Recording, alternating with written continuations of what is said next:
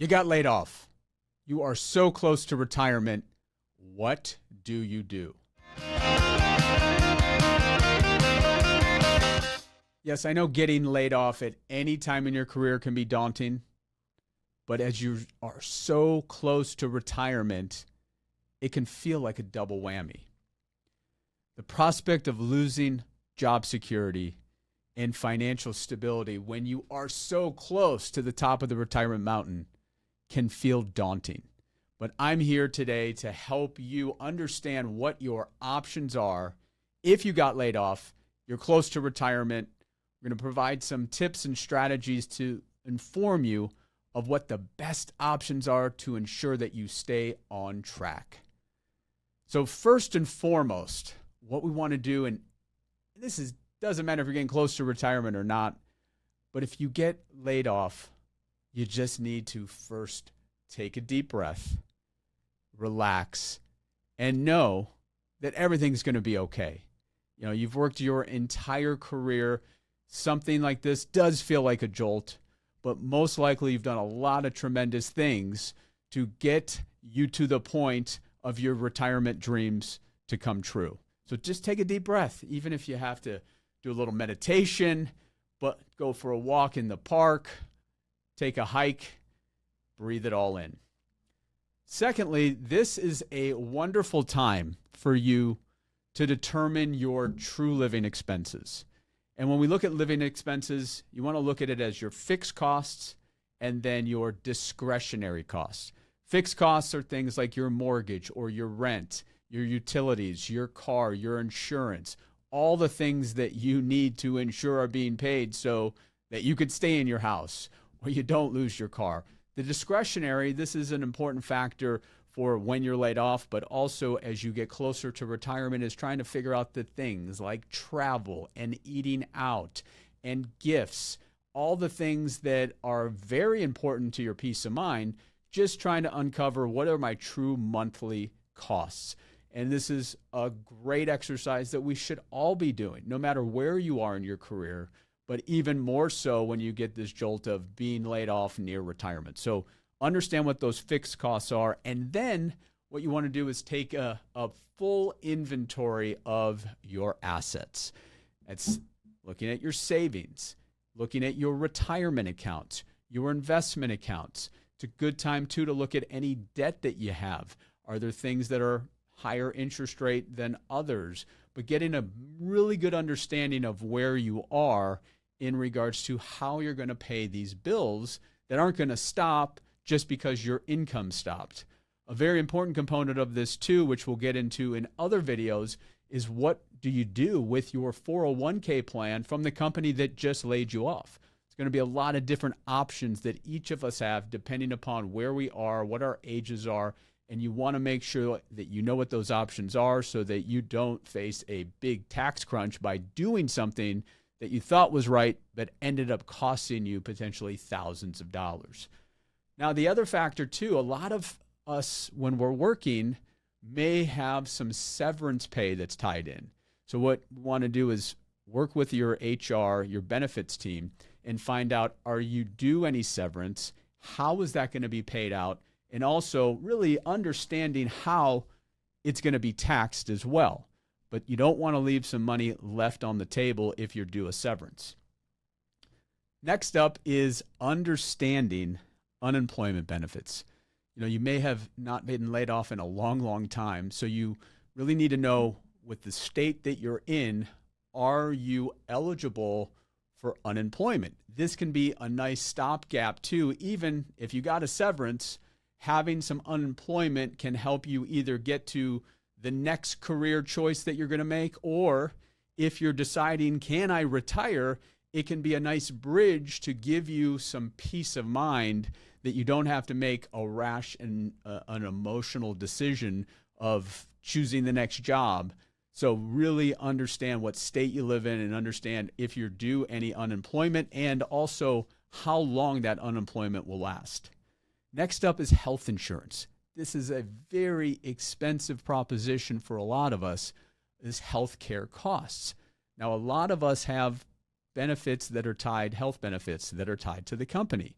So you want to get, again, with your benefits team or with your advisor if you have one, and understand what your options are.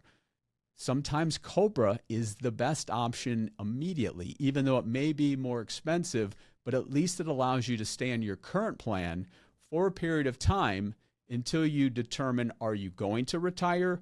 Are you near Medicare age? Or are you going to go on the health exchange? And lots of different factors are involved with health insurance. So every situation is different. Just need to know the facts. What is going to be the best decision for one may not be the best decision for the other. But as long as you have the facts, that's going to make sure that you make decisions, again, not on emotion, but based on facts. Next up, and this is very critical if you're in this close to retirement phase, is getting an update on your Social Security benefit. Now, many of you remember receiving the benefits mailed to you every year from Social Security, but also many of you know that isn't happening anymore. The government a while back indicated that they're going to stop sending that out, and they want you to go online to create your own Social Security user ID. What you want to do is go on and make sure that you know what your Social Security benefit's going to be. That can also help make you understand what your income is going to look like, and can be a great way to understand if you can retire or when would be the appropriate time to take your Social Security benefit. Lots of strategies with Social Security. If you're married, if you've been divorced, if you've lost a spouse, so you just need to know those options. And that's where a trusted advisor can really help make sure that you don't leave thousands of dollars on the table. I mean, hundreds of thousands potentially, by making the wrong choice with Social Security. Then many of us don't have pensions. But for you lucky few that still have pensions, if you got laid off and you are close to retirement, you may be able to qualify to turn your pension on, or you may have a lump sum option where you could roll it over to an individual retirement account. So with pensions, you definitely don't want to go at this alone. There's so many different variables. If you're fortunate enough to have one, you definitely want to spend the time working with a trusted individual, whether it be a financial advisor or someone in the benefits department, but someone that can let you understand what the options are. Because once you make a decision on a pension, there is no going back. So you want to take into account your life expectancy, are you married, and what the lump sum option is. And that way you can at least understand what that's going to look like for you and try to ensure that you make the most, from a decision standpoint, the one that's going to suit you the best. And that looks at your pension, your Social Security, as well as what other assets that you have to help bridge the gap until you turn on potentially Social Security. And then as we get closer to retirement, we lost our job.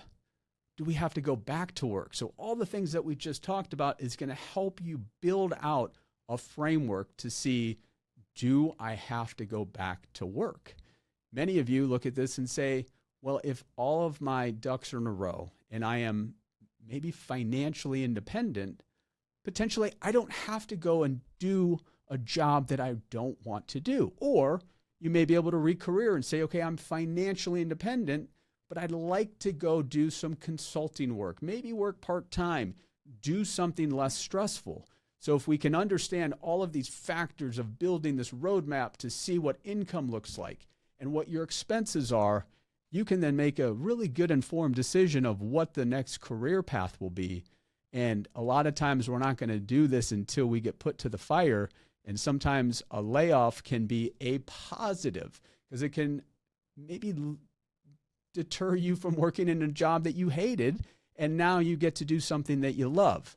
All of this is about planning and not making the rash, quick decision, but taking a step back, looking at all the things that are available to you and building that all together. We call that the retirement puzzle. There's so many pieces of it, but if you go through and you take your time to understand your income, understand your expenses, understanding your options, understanding Social Security, then you can be well on your way to maybe being better off than you were prior to being laid off.